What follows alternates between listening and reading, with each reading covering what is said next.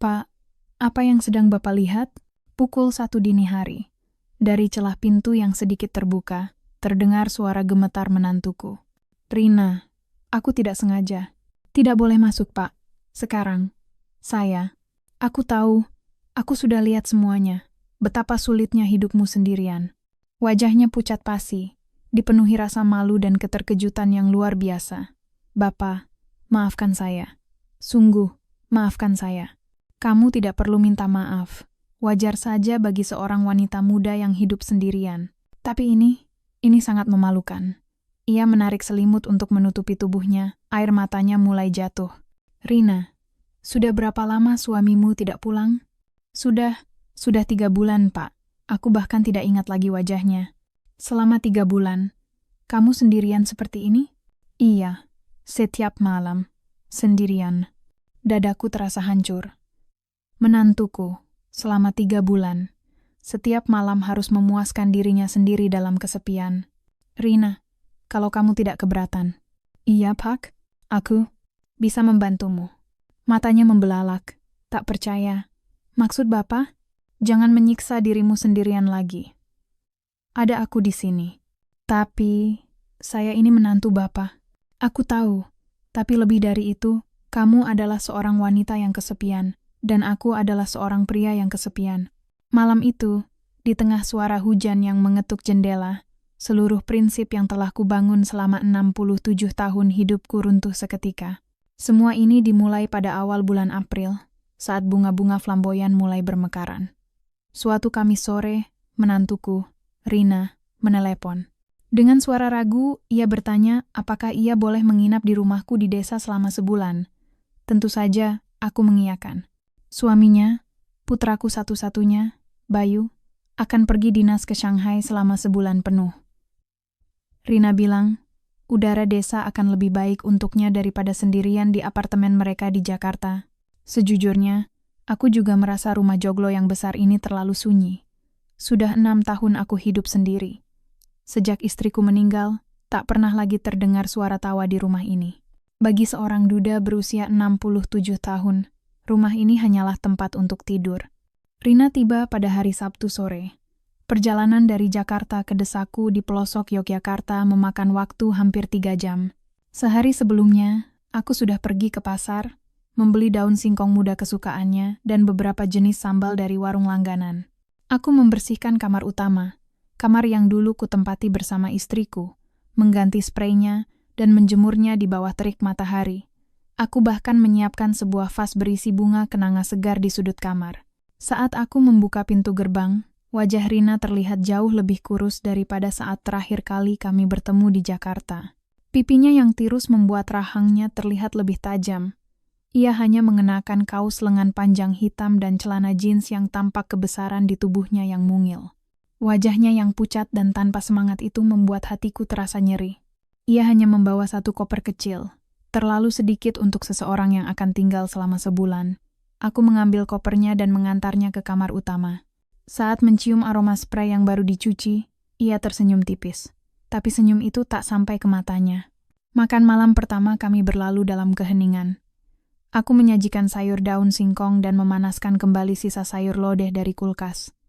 Rina hanya mengambil setengah porsi nasi dan nyaris tak menyentuhnya. Saat kutanya apakah ia tidak nafsu makan, ia bilang pencernaannya sedang kurang baik. Katanya ia sudah ke dokter dan hanya diberi tahu itu karena stres.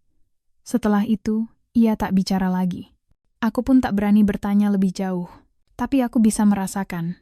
Menantuku yang pendiam ini sedang memikul sebuah luka yang dalam. Setelah makan malam, Rina masuk ke kamarnya.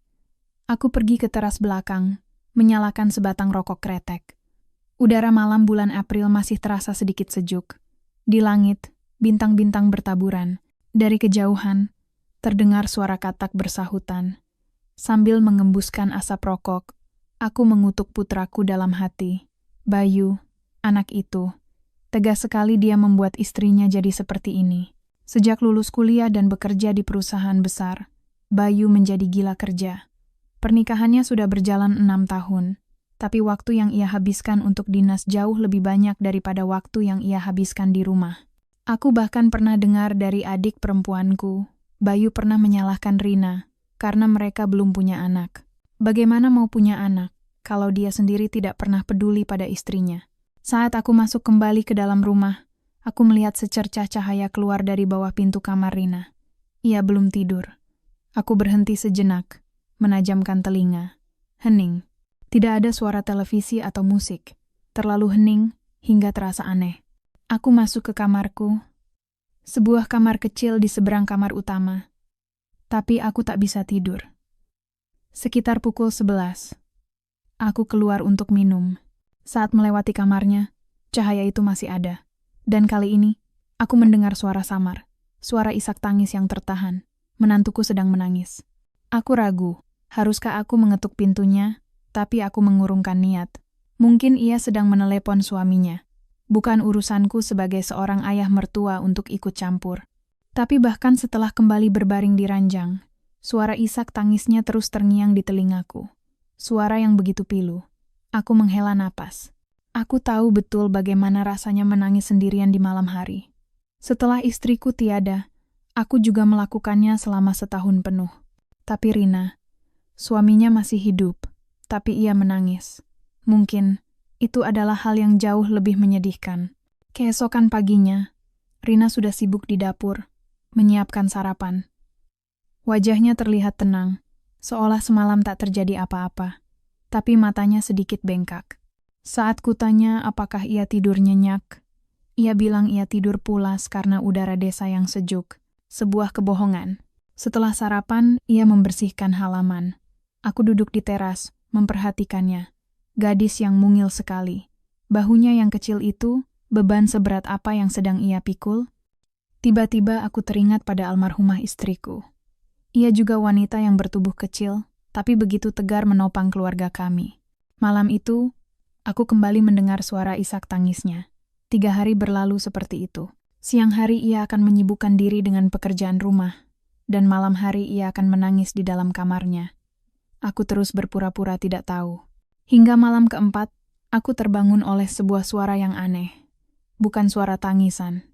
Lebih seperti desahan rendah yang tertahan. Aku melihat jam, pukul 1 dini hari. Dengan hati-hati, aku bangkit dan berjalan ke arah kamarnya. Pintunya tidak tertutup rapat, menyisakan celah selebar 1 jari. Cahaya temaram dari lampu tidur menyelinap keluar. Aku menahan napas dan mengintip dari celah itu. Jantungku serasa berhenti berdetak.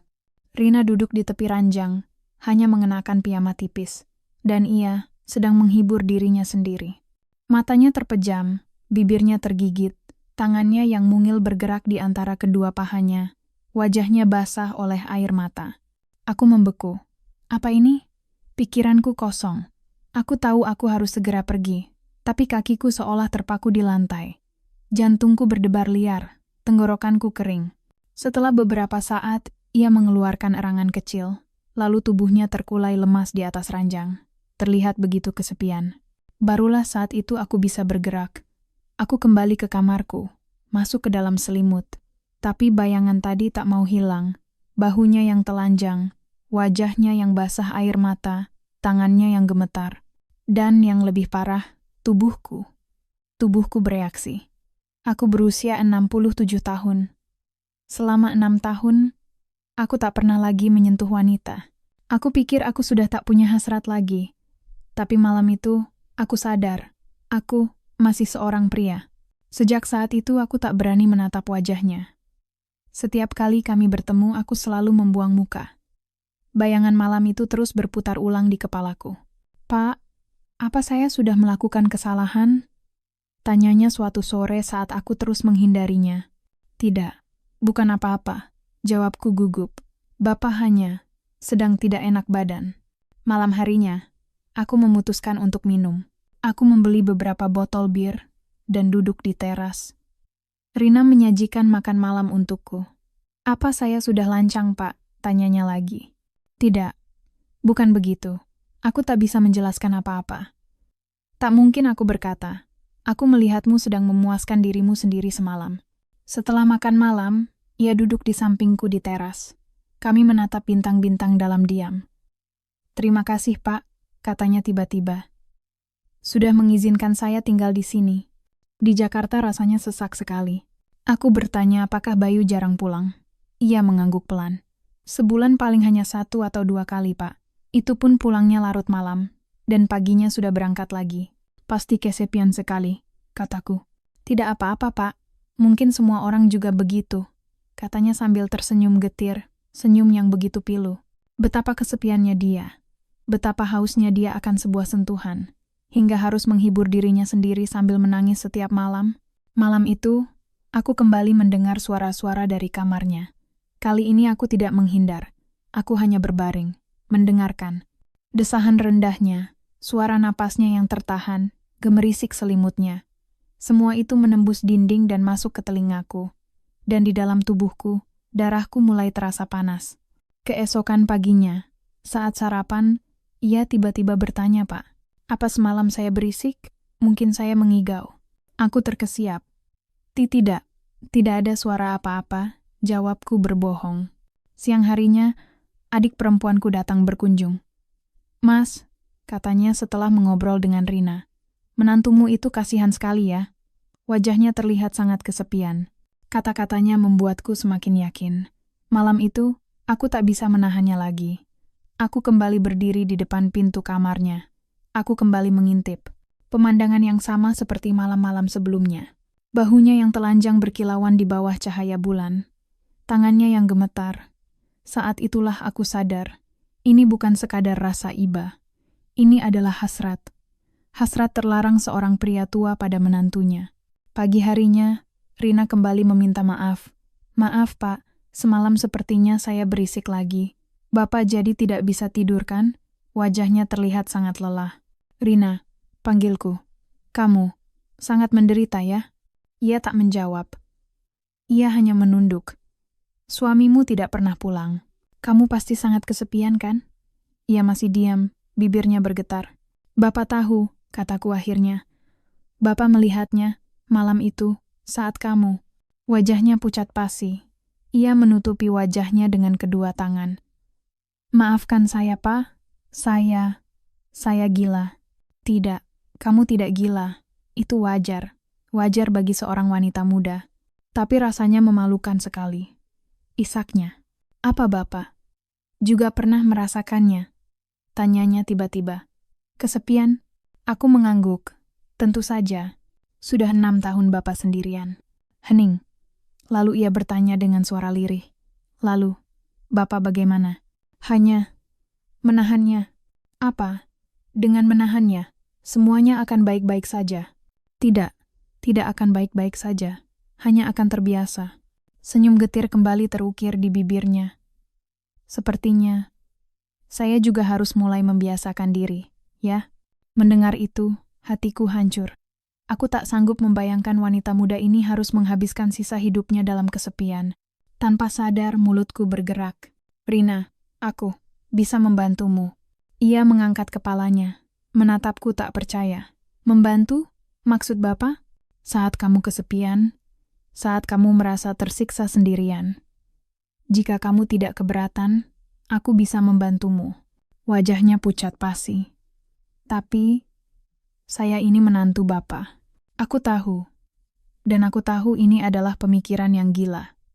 Aku memberanikan diri menggenggam tangannya yang dingin. Tapi Rina, kita berdua sama-sama kesepian. Saling menghibur. Apa itu sebuah dosa yang besar? Ia tak menjawab. Hanya air mata yang mengalir deras di pipinya. 3 hari berlalu dalam keheningan yang mencekam. Hingga suatu malam, hujan badai datang. Kamar Rina bocor. Aku terpaksa menyuruhnya tidur di kamarku, sementara aku tidur di ruang tengah. Tapi di tengah malam, ia datang menemuiku. Pak, aku takut. Suara petirnya keras sekali. Aku menyuruhnya masuk ke kamarku. Kami berbaring di ranjang yang terpisah, di 2 sisi yang berbeda. Pak, panggilnya dari dalam kegelapan. Tawaran Bapak 3 hari yang lalu. Apa itu masih berlaku? Napas saya tercekat. Karena saya sudah memikirkannya. Saya tidak mau lagi hidup dalam kesepian. Petir menyambar, menerangi wajahnya yang basah oleh air mata. Tolong Pak, jangan biarkan saya sendirian lagi. Saat itu juga, semua pertahananku runtuh. Aku menariknya ke dalam pelukanku. Maafkan aku, Rina. Seharusnya aku tidak pernah mengatakan hal itu. Tidak, Pak. Aku yang memintanya.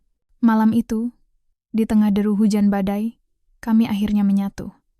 Itu bukan sekadar hasrat. Itu adalah pertemuan dua jiwa yang sama-sama kesepian, yang saling mencari penghiburan. Sebulan itu berlalu seperti mimpi. Setiap malam kami habiskan bersama.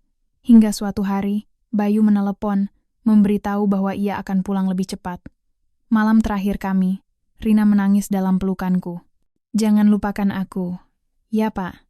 Tidak akan pernah. Keesokan harinya, ia kembali ke Jakarta. Aku kembali sendirian di rumah joglo yang sunyi ini. Beberapa hari kemudian, sebuah surat datang darinya. Untuk ayah, terima kasih. Sebulan di sana adalah musim semi terhangat dalam hidupku. Selama ini aku tidak pernah merasa dicintai. Tapi bersama ayah, aku merasa menjadi seorang wanita, menjadi seseorang yang berharga. Aku tidak tahu apakah yang kita lakukan ini salah, tapi aku tidak menyesal. Tolong, ayah juga jangan menyesal. Kita hanya saling menghibur. Itu bukanlah dosa. Itu adalah sebuah anugerah. Aku mencintaimu, ayah, sungguh. Aku menangis saat membaca suratnya. Aku melipatnya dengan hati-hati dan menyimpannya di saku. Di halaman rumah, bunga-bunga flamboyan telah mekar sempurna. Terima kasih, Rina. Bisikku dalam hati. Kamu juga, berbahagialah. Rumah ini kembali sunyi. Tapi hatiku kini terasa hangat. Karena kenangan musim semi yang ia tinggalkan, akan selalu ada di sini, menemaniku.